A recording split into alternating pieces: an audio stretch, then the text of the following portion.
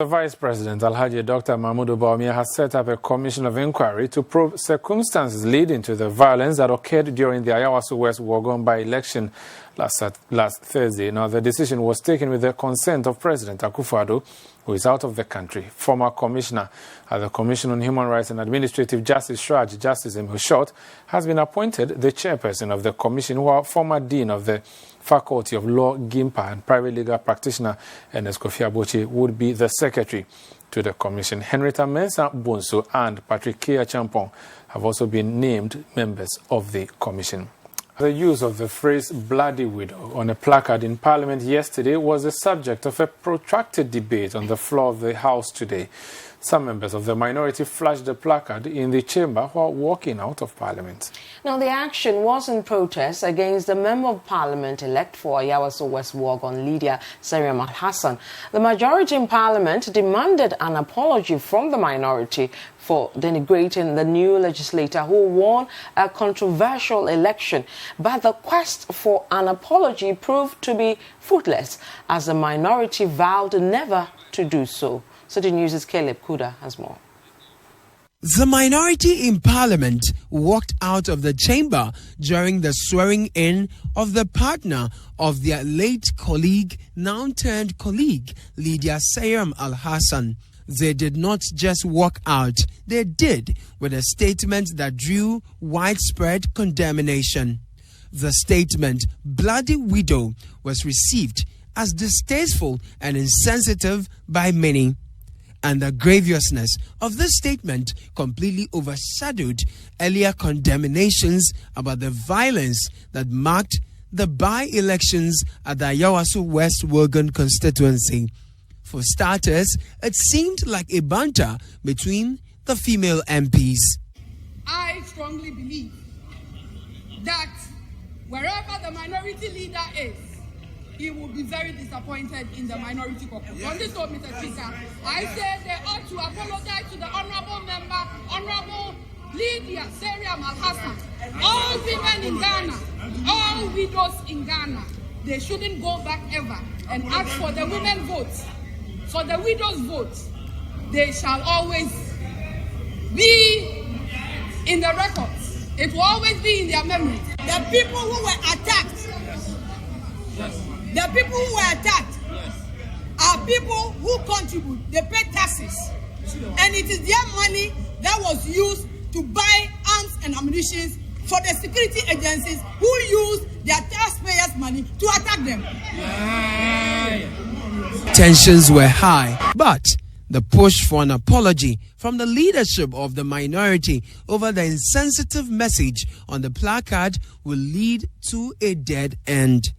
Now, the opposition National Democratic Congress, NDC, at the Inter-Party Advisory Committee, IPAC, meeting today openly expressed dissatisfaction with the Ayawaso West Wuogon by-election to the Electoral Commission. Now, the Commission, in its report to the IPAC, maintained that the poll was peaceful, free and fair. But the NDC's General Secretary, Johnson Asiedu-Nketia, vehemently disagreed with this, although the EC condemned the pockets of violence recorded at the poll.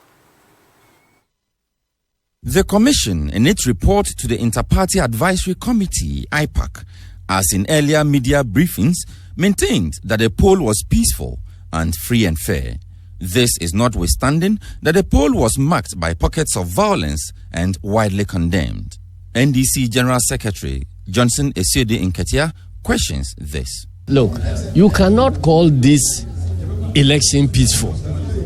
And the explanation that none of their polling stations officials were attacked is, to say the least, a very lame explanation. The governing New Patriotic Party, however, thinks the NDC has lost the moral authority to chastise the NPP over electoral violence.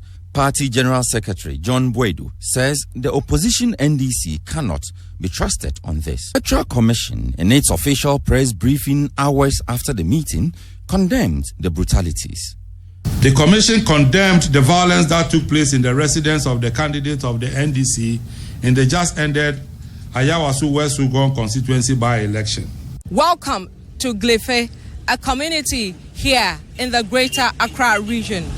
For years, this area in the rainy season is submerged in water.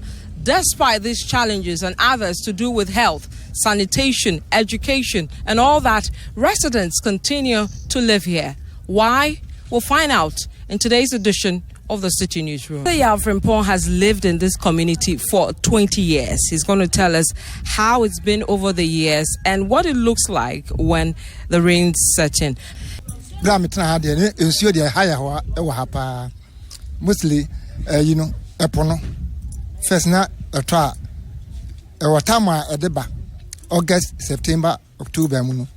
It me a beefy a betrifa and number than at least but see defense never and saying I had a stop but in your talk as if they are I had a because of what is in any areas. Now, who say you call beach no ho? Who say sabi toilet ni nyama wo ho ni sa nyama any contractors to kasa say every ha then na more yes sir.